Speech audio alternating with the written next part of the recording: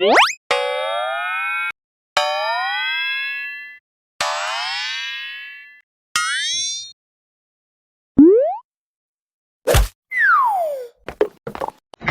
TV. बोलने वाला पेड़। एक समय की बात है, एक छोटे से गांव में रोहन नाम का एक लड़का रहता था। उसे जंगल में घूमना बहुत पसंद था। एक दिन वह गहरे जंगल में चला गया और एक बहुत पुराने विशाल पेड़ के नीचे बैठकर सुस्ताने लगा। अचानक उसे किसी की धीमी आवाज सुनाई दी। अरे छोटे दोस्त, तुम यहाँ क्या कर रहे हो? रोहन चौंक गया। उसने चारों ओर देखा, लेकिन कोई नहीं था। तभी फिर से आवाज आई, इधर देखो, मैं तुम्हारे सामने हूँ।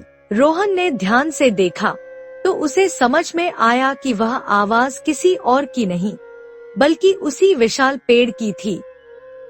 वह चकित रह गया और डरते डरते बोला, तुम कौन हो? पेड़ हंसते हुए बोला, मैं इस जंगल का सबसे पुराना पेड़ हूँ। मैं सैकड़ों सालों से यहाँ खड़ा हूँ और हर मौसम, हर कहानी को अपनी आँखों से देखता आया हूँ। अब रोहन और गांव के दूसरे बच्चे रोज उस बोलने वाले पेड़ के पास जाने लगे। पेड़ भी उन्हें नई नई कहानियां सुनाता और जीवन के अनमोल पाठ सिखाता। धीरे धीरे सभी बच्चों को उस पेड़ से लगाव हो गया। एक दिन जब रोहन और उसके दोस्त पेड़ के पास पहुँचे तो उन्होंने देखा कि पेड़ उदास लग रहा था। उसकी पत्तियां मुरझा रही थी और उसकी टहनियां धीरे धीरे सूख रही थी। रोहन चिंतित होकर बोला, क्या हुआ दोस्त, तुम इतने उदास क्यों हो? पेड़ ने भारी आवाज में कहा, गांव के कुछ लोग इस जंगल के पेड़ों को काटने की योजना बना रहे हैं। अगर वे मुझे काट देंगे तो मैं हमेशा के लिए चला जाऊंगा। रोहन ने एक योजना बनाई। अगले दिन गांव के बड़े बूढ़ों और लकड़हारों के सामने उसने और उसके दोस्तों ने पेड़ की अनोखी बात बताई, लेकिन गांव के लोग यकीन नहीं कर रहे थे।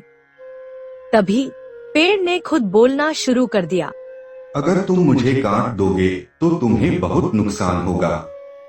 मैं न सिर्फ तुम्हें छाया देता हूँ, बल्कि बारिश लाने, हवा को शुद्ध करने और तुम्हारे बच्चों को कहानियाँ सुनाने का काम भी करता हूँ। गांव वाले यह सुनकर चौंक गए। उन्होंने पहले कभी किसी पेड़ को बोलते हुए नहीं सुना था। वे डर गए और सोचने लगे कि अगर उन्होंने इस पेड़ को काटा तो हो सकता है कि कोई बड़ा नुकसान हो जाए। गांव के मुखिया ने कहा, हम इस जादुई पेड़ को नहीं काटेंगे, बल्कि हम पूरे जंगल की रक्षा करेंगे। यह पेड़ हमारा खजाना है। गांव वालों ने जंगल काटने का विचार छोड़ दिया और पेड़ की देखभाल करने लगे। रोहन और बाकी बच्चे भी हर दिन वहां आकर पानी डालते और उसकी जड़ों की देखभाल करते।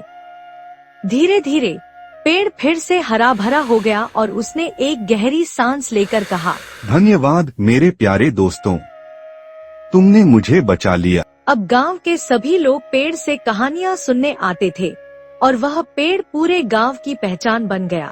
Subscribe for more videos.